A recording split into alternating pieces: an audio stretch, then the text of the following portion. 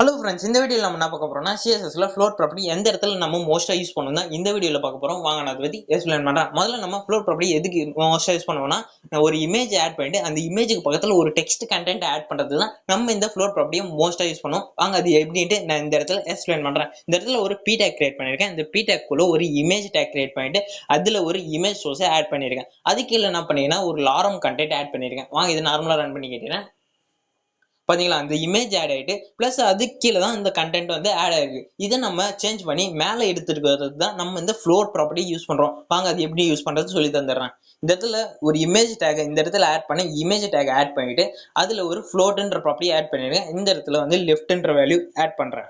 வாங்க இப்போ ரன் பண்ணுவோமா. பாத்தீங்களா, அந்த கண்டென்ட் வந்து இமேஜோட டாப்ல வந்துச்சா.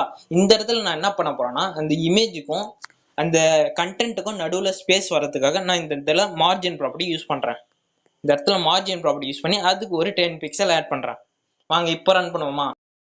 பாத்தீங்களா, அந்த இமேஜுக்கும் அந்த டெக்ஸ்ட் கண்டென்ட்டுக்கும் நடுவில் ஒரு 10 பிக்சல் அளவுக்கு மார்ஜின் கிரியேட் ஆயிருக்கு. இவ்வளவுதான் ஃப்ரெண்ட்ஸ் இந்த ஃப்ளோட் ப்ராப்பர்ட்டி எதுக்கு நம்ம மோஸ்டா யூஸ் பண்றதுக்கான வீடியோ. இது மாதிரி இன்னும் நிறைய இன்ஃபர்மேஷன் நீங்க தெரிஞ்சுக்கணும்னா மறக்காம சேனலை சப்ஸ்கிரைப் பண்றேங்க. அடுத்த வீடியோவில் பார்க்கலாம்.